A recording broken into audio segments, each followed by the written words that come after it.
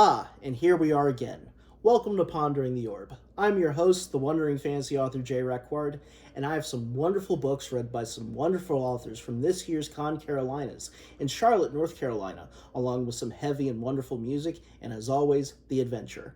So let's get started and head off on the quest.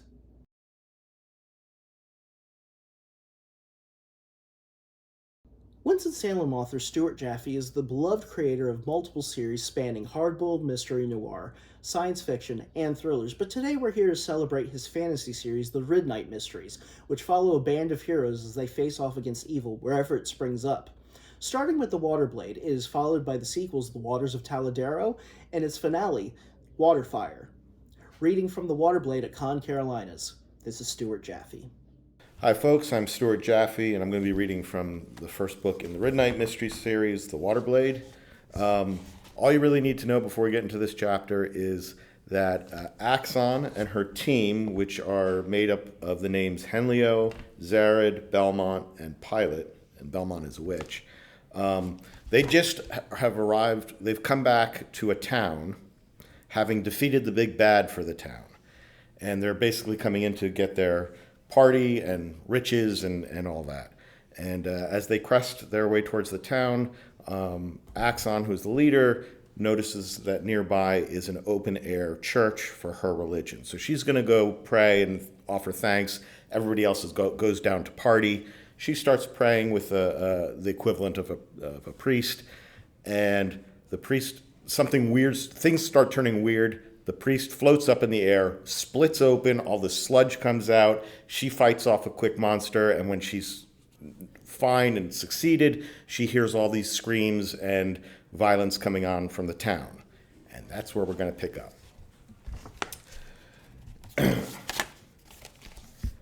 Leaping down the temple stairs two at a time, she looked toward the small grouping of buildings. People scattered like ants abandoning a destroyed hill. She mounted Weaver and galloped toward the danger, bursting into the town center as frightened folks raced by, heading for their homes or the dark edges beyond. Axon hopped to the ground. Adrenaline fought off the horror of what had happened at the temple. She expected more fighting would help distract her further. Henleo and Zared ushered people towards safety, while Pilot clashed his blade against the thick arms of a second sludge-like creature. Axon dashed forward, attacking from the side, and slid her blade into the creature's flank. Like cutting through thick custard, she felt no resistance of bone or muscle, just mass. "Oh, good. You decided to join the party after all," Pilot said, firelight dancing across his brash face. The creature wrenched to the side, knocking Axon back several feet. She glanced toward Zared. Though he could be a good fighter when necessary, he looked as pale as the shoal had right before the man died. "Find Belmont," Axon said, and Zared rushed off. Henleo lunged forward, his robes flowing behind him. He joined Pilot in another assault on the creature. The two fighters alternated attacks, but the creature matched these blows with ease. A muscular woman pushing her way through the crowd halted and grabbed her head. She screamed with such intensity that a circle formed around her, giving her a large area to call her own. Axon knew what would happen. Before she could get more than 3 steps, the woman's head split open. The dark cracks formed down her body. The skin and bone and muscle peeled away. Another creature formed, stinking of rot and waste. It crawled out of the corpse's shell. When the nervous townsfolk trying to leave witnessed this horror, their fear ratcheted up. A full-on stampede broke out. "Over here!" Zared called. He stood by Belmont, who knelt in the dirt. With both creatures advancing, Axon, Henleo, and Pilot gave ground, but slowly, and making sure to strike with their swords as much as possible. Axon snatched a peek back at Belmont. She saw the Dachi witch dig out her special clamp. The young woman's strips of black fluttered as she took the small clamp under her veil and into her mouth. Barely wincing, she locked onto a tooth and yanked it free. Blood dripped from beneath the veil. She laid the tooth on the ground in front of her. Axon heard the garbled cry of the creature. She lashed out with her sword before her head had turned back to the fight. The creature's arm took the blow, but it countered with a punch from its good arm, catching Axon in the shoulder. Henleo struck the creature from the side, saving Axon from a further attack. I'll handle this abomination, he said, launching into a flurry of blows. She looked toward Belmont again. From a leather pouch, the witch pulled out a decaying rat. She dumped the rat onto the tooth and placed her hands over the pile. Zared waved Axon over. She's just about ready. Hurry! Axon took one final swipe at the creature before tapping Henlio and Pilot to run. They sprinted across the town square, heading straight for Zared and Belmont. She could hear the thumps of the large creatures behind her. She could hear the thump of her own heartbeat, but she never heard the magic ignite. However, when they all reached Belmont, the witch stood with her hands held wide. It's a shield, Zared said. Pilot wiped sweat from his face. I didn't think she was making a giant hug. The two foul creatures slammed into the shield. Bits of their tar-like bodies spread against the invisible barrier, and they roared in frustration. Panting and sweating, Henlio took his back on the creature. Panting and sweating, Henlio turned his back on the creatures. He scratched under his beard and offered a short nod. How long can she maintain this thing? He asked Zared. Long enough for you to do something constructive. Zared flicked a hand at Pilot. Maybe you can find some way to kill those things? You know, like you're supposed to? Or maybe you need a hug. Pilot said, maybe I'll throw you out there and you can act as a diversion while we leave. You might die, but that won't be a big loss. Axon snapped her fingers at them. I fought one up at the temple. I beheaded it. It seems they keep making more. Then a lot of heads will fall. The two creatures joined hands, which became a solid, muddy trunk between them. They charged forward and slammed their shared arm into the shield. The air around Axon vibrated. Henlio wiped his brow with the bottom of his robe. Even if Belmont can hold that shield a long time, I get the feeling they can break through it. Pilot snickered. Figured that all out, did you? Why must you always make jokes when we're fighting? Quiet, both of you! Axon had no time for their nervous banter. She glanced at Belmont. The Dachi witch had her eyes closed and her arms up like a sturdy wood carving. But her mouth twitched, her chin quivered, and the tips of her fingers shivered. She would not be able to hold on for too much longer. The air within the shield grew humid. Axon saw Zared break out in sweat while the others continued to pant hard. They should have regained their breath from the battle, yet that did not seem to happen. In fact, Axon noticed her own breaths felt labored in the thickening air. To clear her thoughts, she looked off towards the darkened hills. She hoped to see the townspeople watching from safety. Instead, she saw a single figure wearing stripes of black cloth and a veil like Belmont. Another Dachi witch. A wide white stripe had been painted from her forehead up, over her headpiece and back. Dachi witches often painted themselves to intimidate. It certainly makes them look fierce, Axon thought. She locked eyes with the witch. Even with the distance between them and the night surrounding them, those eyes pierced straight through, even through the shield, cutting into Axon, striking an eerie touch at her heart. With her fingers tightened around the hilt of her sword, Axon bolted off toward the hill. She heard the confused calls of her teammates, but her focus on the witch pushed all else aside. When she neared the bottom of the hill, the witch lifted her veil and smiled wide. She had cast so many spells that only a handful of teeth remained. Her mouth puckered inward, and she let loose a cold laugh, one that promised to haunt Axon's dreams for years to come. It crawled out of the witch's throat like a mass of insects escaping a destroyed nest. The gnarled woman spit on the ground before running off. Axon shot up the hill, her legs pumping hard, but she never made it to the top. From the town square, she heard the wailing shriek of the creatures. She stopped to look back and witnessed both of them blow apart like miniature volcanoes. Their oily tar bodies spread across the town square, raining muddy sludge in small pieces. Belmont let her shield drop and fell to her knees. Pilot and Henlio raced around the town square to make sure the creatures would not reform. They poked the mounds of sludge with their swords and waited for reaction. None came. As Axon returned, so did many of the townsfolk. Cautious at first, but soon many people stepped out of their homes or from the fields. They lifted their voices to cheer on the heroes who had saved them once again. But Axon halted. Her face dropped. She could not hear the cheering. She could not see the smiles. The acrid odor of the dead creatures did not invade her senses. All of it vanished as her mind tried to understand what she saw before her. Zarad, his body, crumpled in a ball, dead, from within Belmont's protective shield.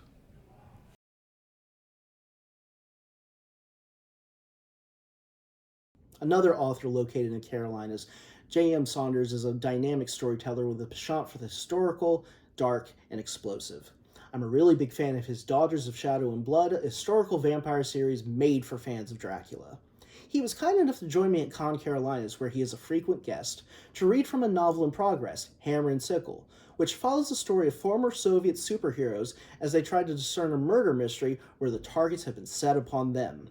Without further ado, this is J.M. Saunders with Hammer and Sickle. So this is actually a work in progress. I hope to have this book out by the end of the year or early next year, hopefully. It is a superhero story, but it's still historical fiction, which is what I do mostly. So it covers a lot of the Cold War. My protagonists are actually the Soviet agents, the former Soviet agents, because there's a modern timeline where they are being hunted by the people who murdered all the other superpowered individuals in this timeline. And this scene is in the first chapter. It's after my main protagonist, Max, has dispatched a bunch of Russian mafia thugs who are doing human trafficking. So I will go ahead and start. All I wanted when I got home was to change out of my ruined clothes and take a nice, long shower, hot enough to steam my skin off. But that evening, the universe decided to play a sick joke instead. I lurched through the door and switched on the light, only to find someone sitting on my sofa, going through my mail and eating a bag of potato chips. Things would have been so much easier if I could have just killed him too. "Oh, good, you're home," my unexpected guest said with a cheery smile. "Great news." He held up a bright orange glossy envelope. "You might already be a winner. Or I guess you would be if your name were Maxwell Peters. That's your alias, really, Max?" I gritted my teeth. "Been a while, Kolya. Remind me again how long?" 32 years. He'd grown a beard since I'd seen him last, but he hadn't aged a day in all that time. Neither of us had. I watched him warily. I was by far stronger, but that didn't mean Kolya wasn't dangerous. He was fast, agile, intelligent, and he could charm the scales off a cobra. I nodded. "Right, 1991. And do you remember the last thing I said to you?" He frowned as if struggling to recall. "I believe it was, 'Fuck off to hell, you fucking bastard. I never want to see your fucking face ever fucking again.' There may have been a few more variants of fuck in there. Like you said, it's been a while." "So what, then, are you doing here, Kolya? How did you even get in? I have a security system, cameras, motion detectors, all of it." He chuckled. "You're asking me how I broke into your house? Seriously?"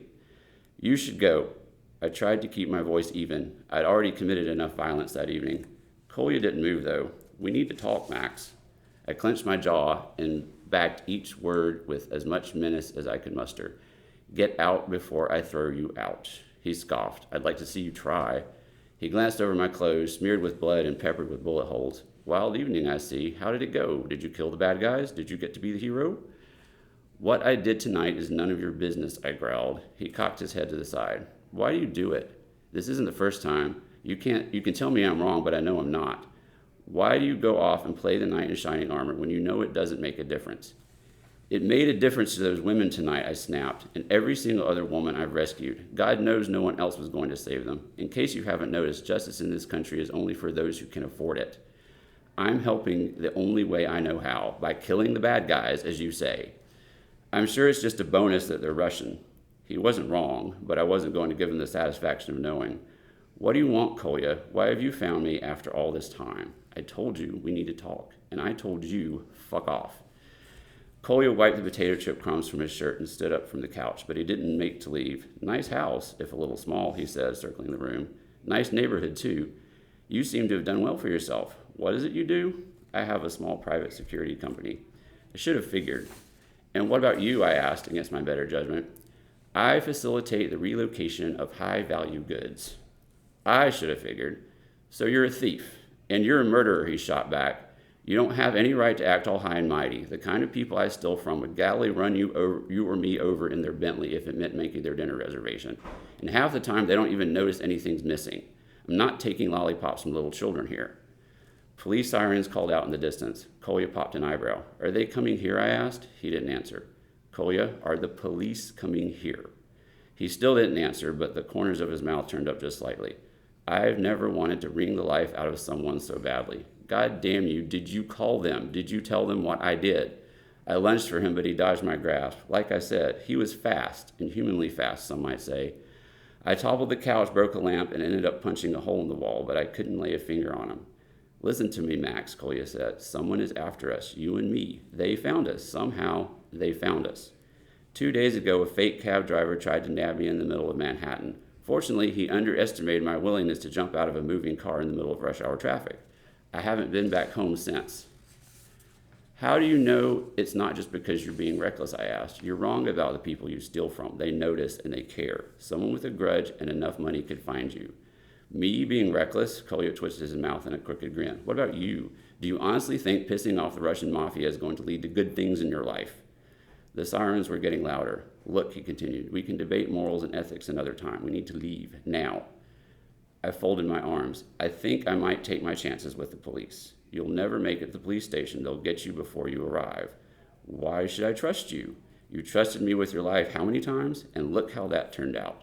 He jabbed a finger in my chest. I wasn't the one who betrayed you. I shoved his hand away. You might as well have.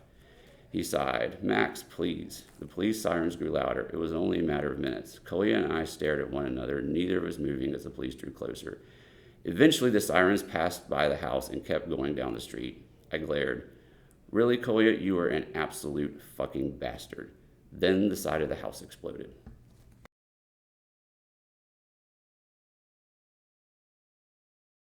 Renowned for their editorial mastery, Atlanta-based Berta Platas and Nancy Knight are the co-writing team of Honorbound, a YA fantasy novel series that will delight fans of sword and sorcery, water dragons, and sizzling romance.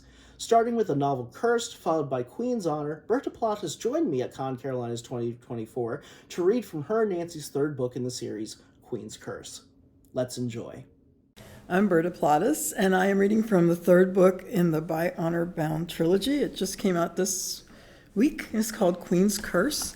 And in the section I'm going to read, Princess Eladia, who is not the heiress to the kingdom because she's female, is trying to find a way around the usurper who has claimed her throne. And she has gone the usual route, but now she's decided to make friends with enemies of her people to try to overcome it. And this is where it starts. She was about to lower her hood when she heard the jingle of spurs and armor. 3 Aryan soldiers rode past, fully armored, and she quickly pretended to be working with a stack of hay bales by the barn, waiting until they passed. The soldiers reined in and one dismounted. "You there, boy!" Dia's heart sank as she realized they were talking to her. She turned, pointing her hood in the soldier's direction. The one standing offered his rein. "Take our horses and water them. What's the best place to get a drink around here?" She had no idea, but she pointed to the wharf. The tavern. She pitched her voice as low as possible. The man nodded as she took his horse. Then she held the reins of the other 2 as they dismounted. One of them flipped a coin to her, and it bounced off her chest and fell to the ground. The soldiers laughed and crossed the road. She led the horses inside and left them with a confused stable boy, whose puzzlement vanished when she gave him the soldier's coin. Now she had a dilemma. She couldn't go to the tavern, where the soldiers would recognize her hood, and she didn't know where else to meet Borgos. She tried dragon speak. "Borgos, I'm in Kendallsea." "I know. The princesses on land often work in stables?" Dia looked around. How had he seen her? "No, I was hiding from Aryan soldiers, my cousin's men. I didn't know why they're here, but they went to the tavern. Where can we meet?" "Under the wharf. Go down by the rope maker's stall. You'll see a ladder that goes down to the water's edge. The tide is low, so you can walk under the wharf without getting wet." Dia headed to the seafront stores. A cart stacked with coils of rope stood near the edge of the wood planks of the boardwalk. She ignored the men talking to the roper and found the ladder. She pushed her cloak behind her shoulders and swung out over the edge and started to descend. The men stopped to watch her, but since she did nothing interesting, they soon returned to their bargaining. The sand at the bottom was wet, but hard and studded with stones. She picked her way to the wharf. The smell of the sea was strong, mixed with fish and the oils and tars used to preserve the ships. Seaweed draped the massive timber columns of the wharf. Leave your cape and come closer to the water's edge. Dia looked around for a place to leave her cape dry and found that there were nails protruding from the columns, possibly for tying up boats. She hung her cloak from one, looking around first to make sure that no one saw her. A head popped out of the surf beyond the water's edge, the green-tinged skin and black hair unmistakable. Borgos grinned and beckoned to her. Come, I have little time, but I want you to see a boat that was recently attacked. Another one. Dia hurried, although it was hard to move through the sand as it grew softer and wetter the closer she got to the surf. Borgos stood and walked out of the water. He wore a short, silky green skirt that seemed to be made of leaves, studded with tiny silver designs. His lean muscles and long black hair dripped with seawater. Dia kept her mind blank. The sea dragon mage smiled, as if he knew what she was thinking. He held up a clenched hand and opened it slowly, fingers unfurling to reveal a roundel of green sea glass etched with runes. A gift for you. Rub this glass on an area that has been stung by the poisoned quills, and the poison will be nullified. It will not work on a massive attack, though, because the victim's organs will fail quickly. Dia was grateful for the help. If you will help any ships that are attacked, we will concentrate on securing the land. We will watch for them. Will you come with me now? It will help you to understand our enemy. He extended a hand and she took it, feeling his skin cool against her warm fingers. He put a shiny black string over her head. A pearl hung from a knot at the end. Keep this on, it will allow you to breathe underwater. He looked into her eyes. Do you trust me, princess? I do. He locked her tightly in his arms and leaped into the water. Underwater, everything seemed greenish, and a frenzy of bubbles swirled around them. Borgos released her, and she floated under the surface. She looked at Borgos, astonished. He smiled at her, his dark hair drifting around his face like a cloud. I can breathe, she said in dragon speak. Borgos reached behind her and touched the nape of her neck. She touched his fingertips and felt a little bump. Something was attached to her skin, affixing the thong that held the pearl. She tried to scratch it off, and his fingers closed around hers. You would quickly drown if not for the air shell. Leave it be while you're underwater with me. An air shell, is that a living creature? She fought the urge to yank it off. Once, now it is a shell securing the pearl, a powerful amulet. Shall we go? He reached for her hand and she grasped his. He swam quickly toward deeper water. She looked down uneasily at the darkness that yawned below their kicking legs, aware that she was no longer in her familiar world. We can go faster if you wish. Yes, please. Borgos slipped his hand from hers and distanced himself. She was about to go after him when he waved her away. She watched, fascinated, as the water shimmered around him and a dark shape exploded into being. Borgos's dragon form was massive. She had only seen a sea dragon briefly at Talia's wedding and at Sea Haven when the dragons approached. A huge black eye appeared next to her, each eyelash that bordered its lid as long as a sword. Borgos had great serpentine mustaches that drifted around his face, and his scales were iridescent purple, the deep color of the gems in her mother's favorite tiara. Come, princess, you may ride in my ear. He tipped his left ear up, and she saw that it was large enough to hold her in its cocoon-like shape. She laughed, bubbles bursting from her mouth and nose. She shook her head and floated up to his ear, grabbing its edge to angle herself into it. She crossed her legs and held on to the edges of his ear. I think this is as tight as it gets. Good. Let me know if you feel uncomfortable. He carefully kept his ear up as he surged forward, rising out of the water briefly before diving deep. We will stay deep to steer clear of fishing vessels and so that flyers cannot see us. She didn't answer. She gripped the edges of the sea mage's ear tightly as water pushed against her, jamming her tightly into it. They were going faster than she had ever flown. They passed a large whale, stopped in astonishment as they flashed past. After a few more minutes, they slowed, then stopped. and Borgos pointed a massive fingertip up, and Dia saw the bottom of a large fishing vessel. She pulled herself out of Borgos's ear and swam up to the ship. "Will I drown in the air now?" He snorted. "No." She smiled as her head broke the surface. Bubbles billowed around her, and then Borgos's head came up next to her in human form again. "You were not afraid." "I don't know when I've had more fun. You were going so fast. Did you see the look on that whale's face?" He laughed, and the joy dispelled the last of her opinion that he was a strange alien creature. She grabbed a rope that dangled over the side of the ship and started to pull herself up. "Ahoy up there! Do you need assistance?" The smell of death told her that everyone was beyond help. She looked down to watch Borgos climb up alongside her, eyes fixed on her face. He shook his head, confirming her suspicion. She hoisted herself onto the ship's rail and caught her first glimpse of the devastation. Men lay on the decks, long quills protruding from their swollen purplish bodies. Blood pooled beneath a few, but most had died of the poison, and from the wide eyes and clenched jaws, it had been agonizing. "How are we to fight these demons?" "They are a cruel and agile enemy," Borgos agreed. "Perhaps we can destroy them with magic." He frowned. "Why the unhappy look? I saw great magic in Elamsur, and much of it came from Aria." "Magic is on hold for now, as all of our sorcerers try to break the curse that turned my father and his advisors into stone."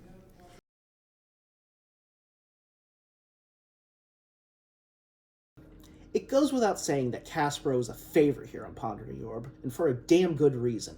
Either on his own or through his many collaborations with the best sorcerers in synthwave, he is easily one of the most prolific and masterful in this genre. Released in March 2024, Caspero's most recent solo album shows why this great musician is becoming a towering name on the scene. Playing the album title track, this is Coastal Edge by Caspero.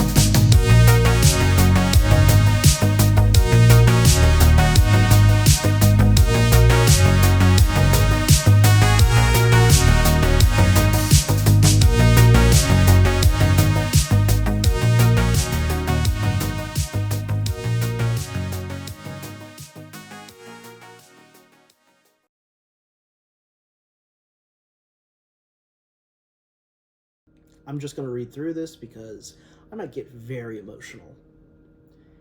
It's obvious that melodic death metal and its cousins have had a profound influence on my work as a fantasy author. But this next band is a mainstay in my life. Founded in 2005 in Helsinki, Finland, Ensiferum is a band that helped shape and continues to shape the heroic metal subgenre, which mixes the best of mellow death with the best of Viking and folk metal. To say that they rank among my absolute favorite bands is an understatement, and the chance to have their music on Pondering the Orb is a sincere honor. The themes of hope, tenacity, and the willingness to keep fighting embody Ensiferum, and Ensiferum is one of the main reasons this show exists.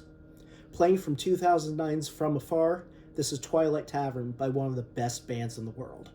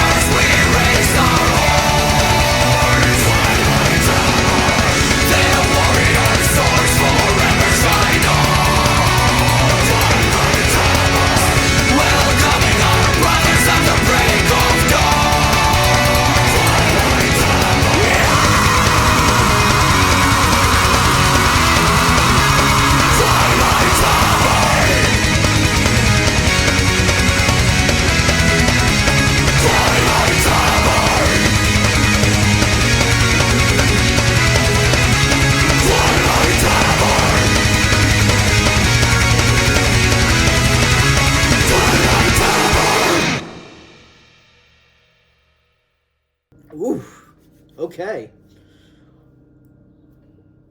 Thank you for joining me for another great episode. Huge shout out to Falstaff Books and Con Carolinas for having me to their wonderful convention, and I cannot wait to do it again. Before you go, please remember to like, subscribe, and hit that notification bell. See you all soon, and safe journey.